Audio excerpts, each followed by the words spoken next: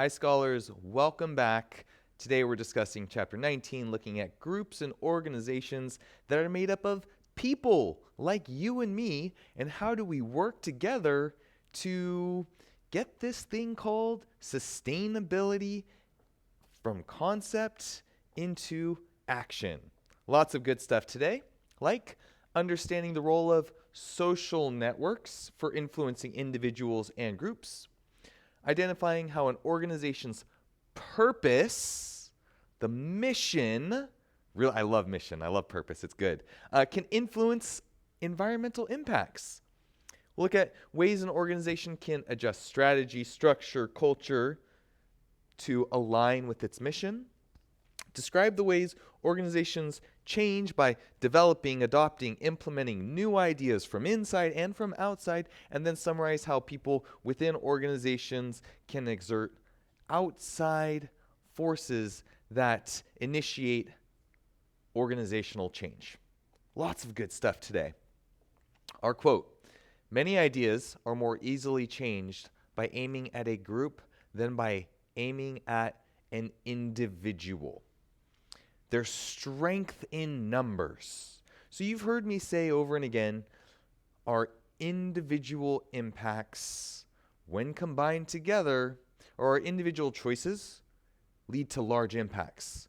Well, our individual choices, when they align in a social context. If we're contributing to an organization, the strength of that organization can be stronger than you or I.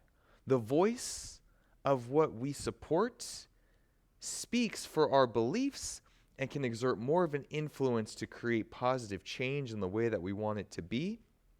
That's why supporting your favorite groups, donating to the organizations that are doing the work that you believe in is really important, because when we come together, we have a greater potential. Like Victor Stolen in 1960, looking at a collaborative effort formalizing to become a proposal called How to Save the World's Wildlife. Well, what did that turn into? The World Wildlife Fund, which found most environmental degradation was due to 16 commodities controlled by 300 to 500 companies. That's a pretty big number. 16 products was controlled by 300 to 500 companies, or commodities, I should say. Okay, this was destroying the environment, so there needs to be a voice to protect the environment. Victor Stolen created this organization that supports the world's wildlife by bringing in a lot of donors to get behind these movements that are in environmental protection, in conservation, in preservation. There's strength in having a fund together to support the individual movements. Way to go, Victor Stolen, for creating something so amazing. So, how are we connected to each other? Well, we're connected through society in what's called a social context. And it's the collection of people and groups we have contact with as we go about our daily lives. Now, our social context is not necessarily our social media friend group, because we might have thousands of friends connected to socially on media, but we have a much smaller amount of people that we interact with in our daily lives, and even smaller amount of people that we consider dependable, true, trustworthy, consistent. And so our social context really composes those people close to us that we're interacting with on a regular basis, that we trust, that we can depend on. We are members of social groups, collections of people who regularly interact with, This could be like a team or a club. If you play soccer, that's a social group you go play soccer with. There's also organizations, larger, more formal, less personal. Fresno City College is an organization. And there's specific objectives behind the organization. Fresno City College has the objective of education and job placement, bringing together community members for their enhancement and growth. I love it. The mission here, which we'll talk about later, is to provide opportunities with equity and inclusion in mind so that we all have a fair shot at advancing in job, in wealth, in our quality of life. It's awesome. So there's different levels of hierarchy, from the social context to our social groups to our organizations to our social networks. Now, this is beyond social media. This is a social networking. Networking is a thing. Going places, meeting people, seeing the connections that you can make. It's awesome. Because knowing people, right? There's this age-old saying, it's not what you know, it's who you know. And who you know is your social network. Because there is degrees of separation or the social distance between people. Everyone is connected to each other roughly on 7 degrees of separation. So I know you. You and I are connected by 1 degree of separation. I know you. You know them. 2 degrees of separation. You know him. He knows her. She knows them. 3 degrees. So on and so forth. Having a large social network can provide opportunities for collaboration, interaction, and connection in order to find the resources that you might need to grow in the direction that you are going to grow. So having a large social network can create or support a large amount of benefits when trying to do things. It's not what you know, it's who you know. I think it's what you know too. It's what you know and who you know. Not one or the other. It all contributes. Education is power. Connection is powerful also. So the structure and influence of a social network. Now, it can be inclusive or it can be exclusive. It can be polarized or it can be very well aligned. Network analysis of red versus blue during times of political upheaval or politics, we'll just say, can be very polarized. Blue sticks within blue networks and red sticks within red networks. These networks can be very tight-knit. Now, these networks can also have influencers who are people who are able to get a message to a broad range within the network. Now, it gets even deeper. We're probably familiar with influencers. Instagram has influencers. You can become a social media influencer, but influencers weren't developed because of Instagram. They just kind of moved into that sphere. Influencers are anyone who can exert an influence over a large group of people within a specific context of a social network.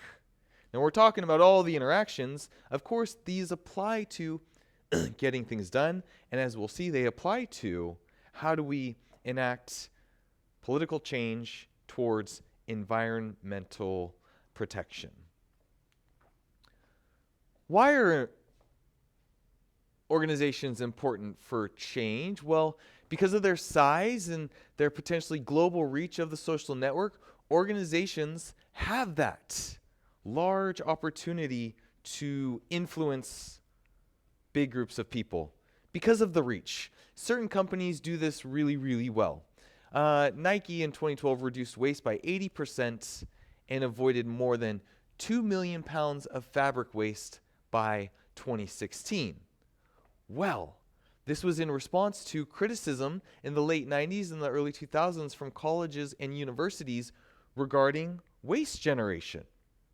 So this large organization, Nike, had the power to instill large changes in response to current events that were going on and pressures from other social networks that were saying, hey, there's too much waste in these arenas. How and what can we do? Many organizations are institutions or businesses, and there's for-profit businesses where the bottom line is generating profits. Well, that might be a model, but it's not the only model. There's also for-profit businesses that have the environment in mind. But before that, if we're thinking about businesses, which are organizations, networks of people, there's privately held and publicly held. The difference is privately held has a founder or a partnership. There's managers and maybe investors, but not necessarily. Publicly held has a board and a CEO with managers and employees and people who buy shares of the company who are stockholders. These publicly traded businesses, you can go to the stock market and buy shares of that company for market value. Now again, the primary purpose of these for-profit businesses is to earn money through the buying and the selling of, or through the selling, I should say, of goods and services. Recently, there's been an emphasis placed on publicly traded companies to adopt social responsibility.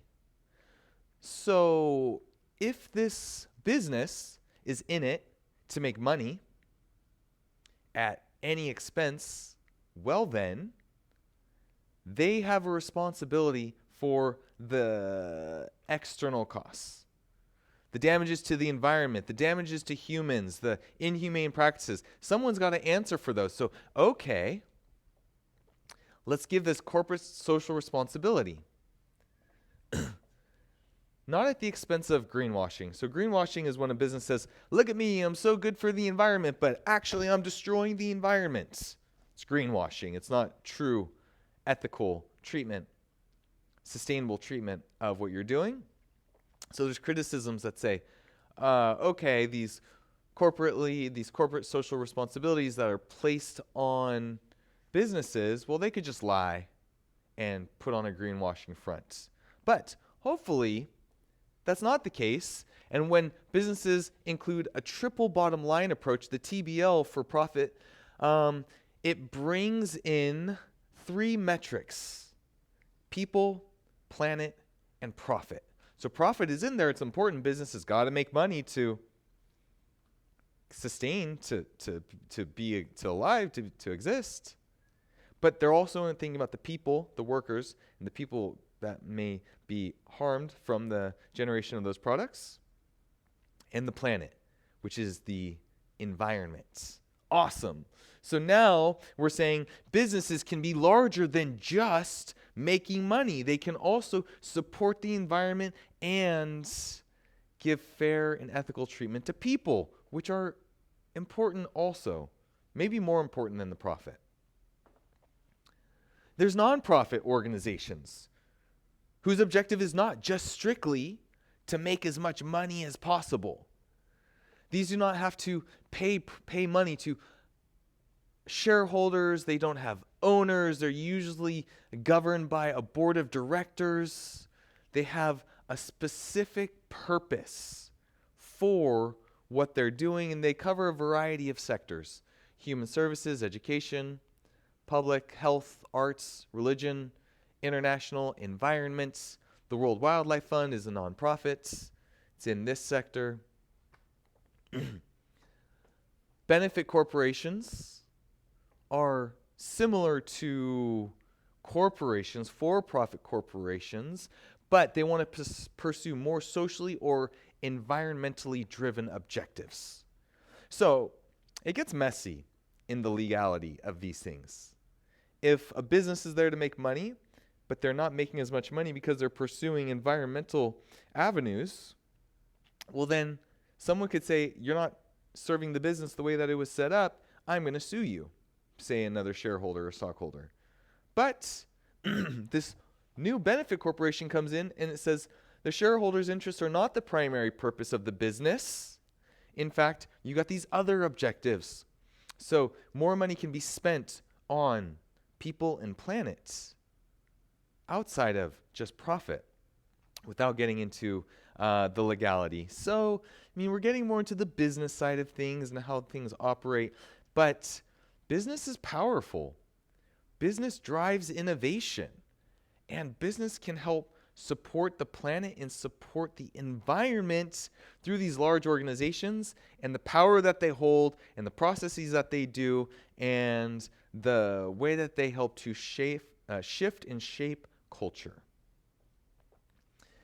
BCorp. This is kind of a fun story. There was these three partners. Gilbert and Houlihan had And1, the shoe and clothing apparel company, sold it, made a bunch of money. Kessoy also had another company, sold it, made a bunch of money.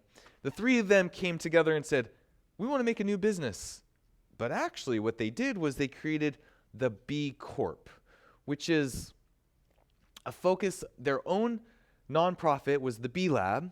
They developed the B Impact Assessment to create BCorp companies, which researches and modifies corporate laws to bring a whole new type of corporation into over 30 states that have added this into their state legislature so that different companies can become this B Corp status, holding the company accountable for attaining workplace, social, and environmental standards.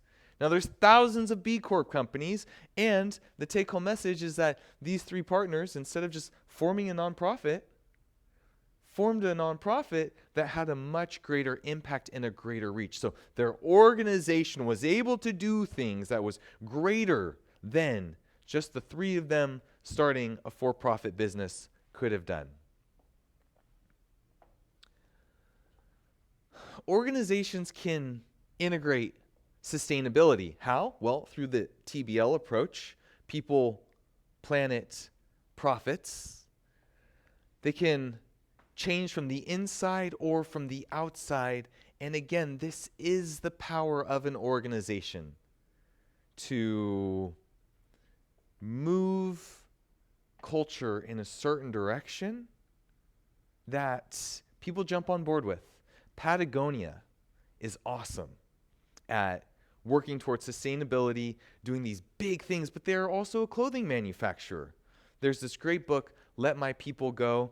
It's all about the development of Patagonia, Yvon Chouinard, who is the founder, and how he wanted to do business a little bit differently. Great example, highly recommend it. Let My People Go. I'll put it in the show notes. So organizations have a huge power. They can do it. Here's a little Patagonia. We're in business to save our home planet. Awesome. Through a mission statement, which is a powerful tool of influence that says we are a business, but this is where we are going. This is our purpose in life. Not just to make as much money at any expense, but what we're actually doing.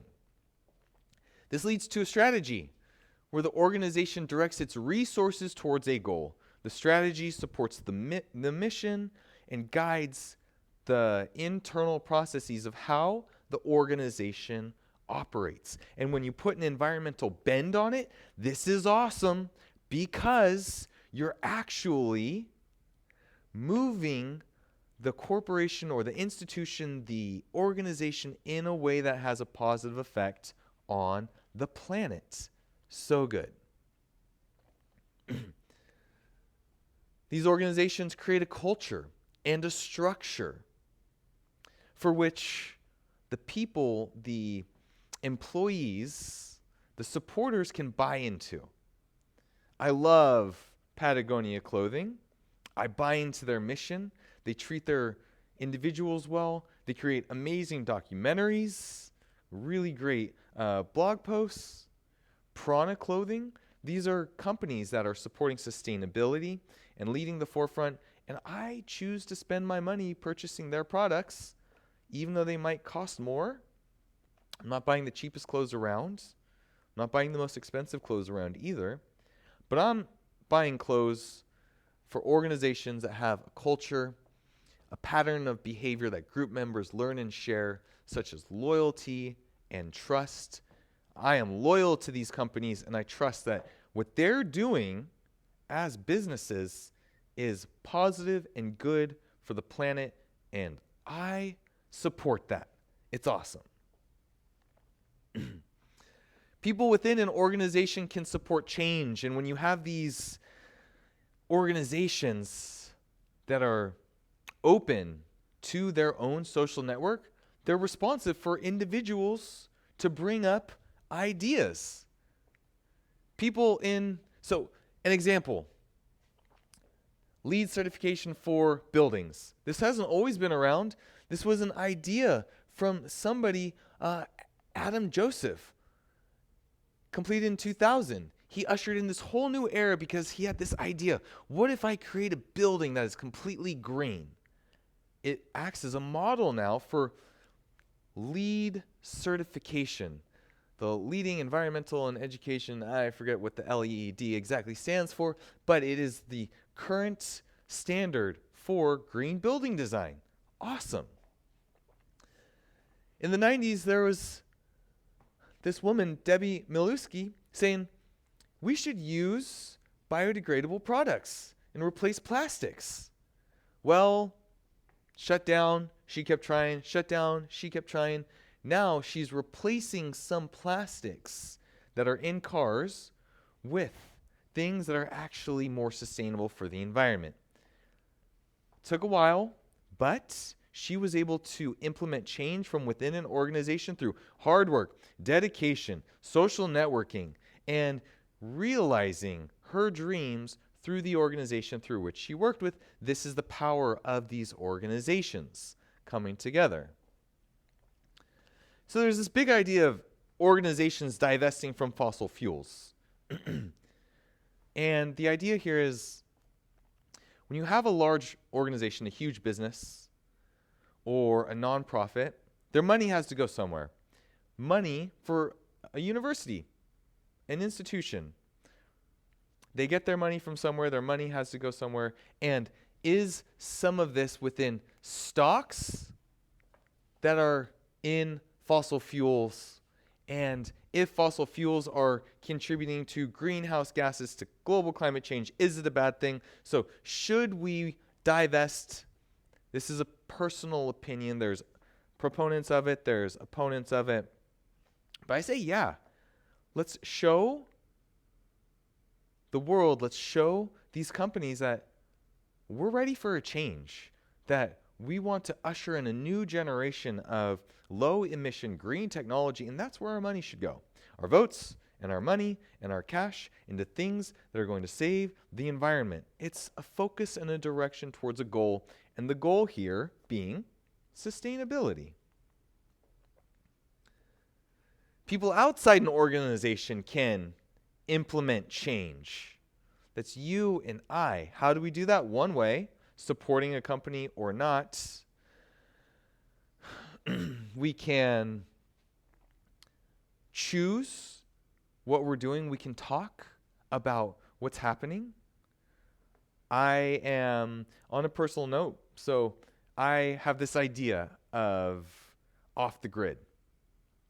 Not moving out to the country and buying a chunk of land and not talking to anybody. I love living in the city with all my neighbors and my community and my friends around. It's awesome. But how about generating enough power on top of the house and replacing all gas appliances with electric appliances so that the whole house runs on electricity that's generated from the sun? What an idea.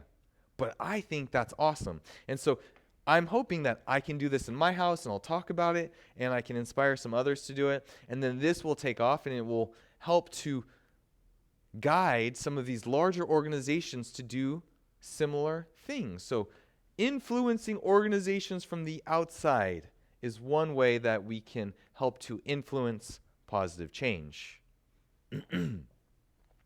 There's environmental nonprofits, Greenpeace, rallies in very big ways, Since 1992, they've been working to influence business practices by organizing groups of investors to successfully develop alternative refrigerants technologies called green freeze refrigerants to replace chlorofluorocarbons, or CFCs, that were in refrigerators.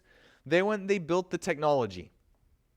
The technology was so good that all these other businesses had to adopt it. Well, they didn't have to, but they built the technology and then they open sourced it and they gave it away. Hey, look at what we've built. So they exerted an outside influence, raising awareness, putting big signs that are showing some of the degradation that certain companies are doing, shining the light. So environmental nonprofits can have a huge influence on businesses, especially when consumers like you or I see these messages and we choose how to spend our money. Environmental groups like the Sierra Club have been challenged by external groups insisting environmental justice becomes part of the mission and strategy. So yes, equal opportunity for everyone. Now this can break apart these environmental groups where you have differences of opinion for what can happen, but this can lead to more developments of environmental groups. The splitting of the Sierra Club led to the development of the Sea Shepherd Conservation Society, known for its violent confrontation with whaling vessels and seal hunters. This was when there was strategy conflicts happening. So one part didn't like it, they formed another group. Social media is huge. We've all seen the video of the live turtle that had a straw through its nose. This came out in 2015 by a marine biologist, and then there was a rapid movement to stop using straws. Starbucks doesn't use straws anymore. Everywhere you go, you can get reusable straws. So, as we know, social media has a humongous reach, a ton of power, and can be used for positive change in this world. Some companies have a huge influence, like IKEA. IKEA purchases products from almost 1,500 suppliers. And they make a ton of furniture and have humongous stores and are located all over the globe.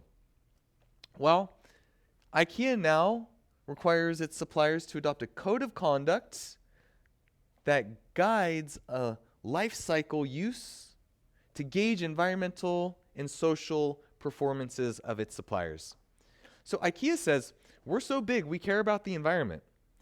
You have to reach these guidelines and provide assessments. And if you don't, we're not going to use you as a supplier because there's enough companies out there who can meet our guidelines. So way to go, IKEA, to exert a very large influence in a positive direction. Economic incentives are huge. Economic incentives could be decreasing waste. If you decrease waste, you increase revenue. Walmart paired with Patagonia in a really interesting collaboration.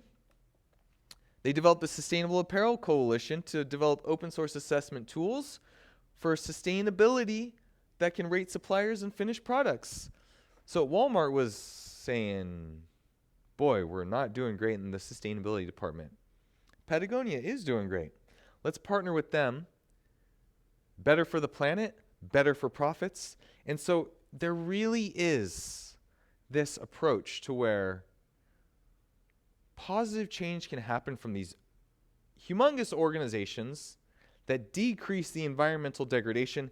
And it's important. We need it because the planet is not this never-ending source.